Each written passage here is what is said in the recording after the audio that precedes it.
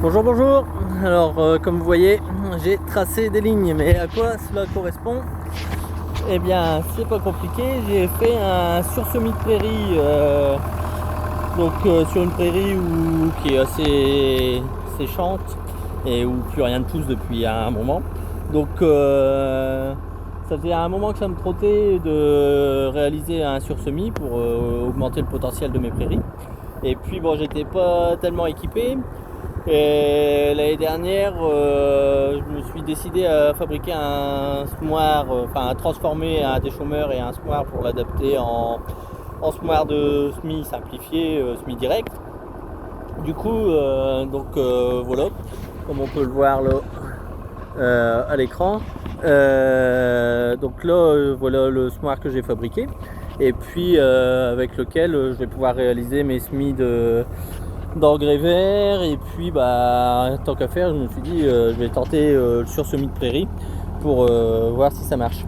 Donc le principe, c'est pas compliqué. Un ancien déchômeur de marque Consclid de Vibroflex, sur lequel j'ai rajouté un semoir Roger, et puis j'ai transformé pour que la distribution où normalement ma roue se situe ici, avec le pignon ici derrière le tendeur. Donc je l'ai descendu, j'ai fait refaire un pignon pour garder le même diamètre au niveau de ma roue, qui est la roue d'origine. Comme ça, quand ça tourne, je garde le même entraînement. Dessus, j'ai rajouté une petite roue qui touche pas le sol quand ça roule. C'est juste pour faire du poids, pour bien appuyer ma roue au sol. Parce qu'au départ, je l'avais pas mis et j'avais vu que ma roue avait tendance à sauter un petit peu, comme un peu des sauts de puce. J'ai également ajouté un compas pour justement, vous voyez là, le semoir élevé, pour éviter que ma roue parte trop en avant et puis quand je pose, qu'elle aille dans le mauvais sens. Au niveau des pointes, donc c'est des pointes en carbure de chez Agri France Carbure, et là mes descentes de tubes, c'est des tubes de chez Cokerling. Ça, j'ai pas été chercher très loin. Je me suis surtout inspiré de ce qu'ont fait Vincent et Dominique Luerne avec leur semoir, et c'est grâce à eux que j'ai gagné un peu de temps pour chercher mes pièces.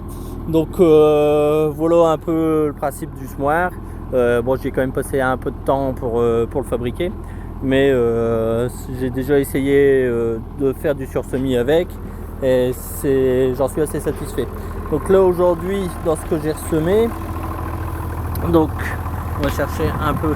Donc, vous voyez au niveau du sillon, en fait, ça démolit pas trop la prairie, ça creuse juste le sillon, et puis ici on retrouve les graines que j'ai semées.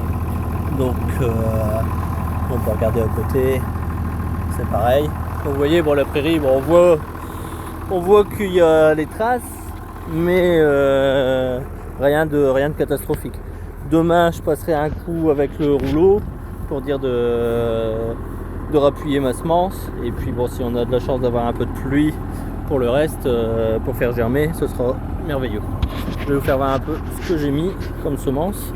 Donc, je vais rebaisser parce que je suis pas trop grand. Pour ceux qui me connaissent, vous le savez.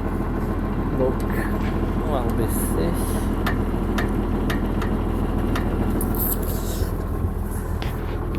Hop.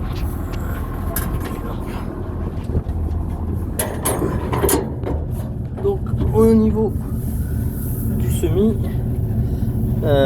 j'ai mis de la fétuque élevée Sweetie de chez Limagrin, avec du trèfle blanc normal et du trèfle blanc géant, variété Brianna et commande.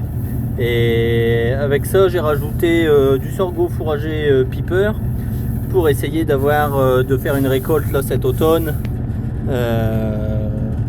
pour avoir du fourrage pour les animaux. Donc comme ça, ma prairie sera ressemée pour l'année prochaine. Si ça pousse déjà un peu ici en arrière-saison, ce serait bien.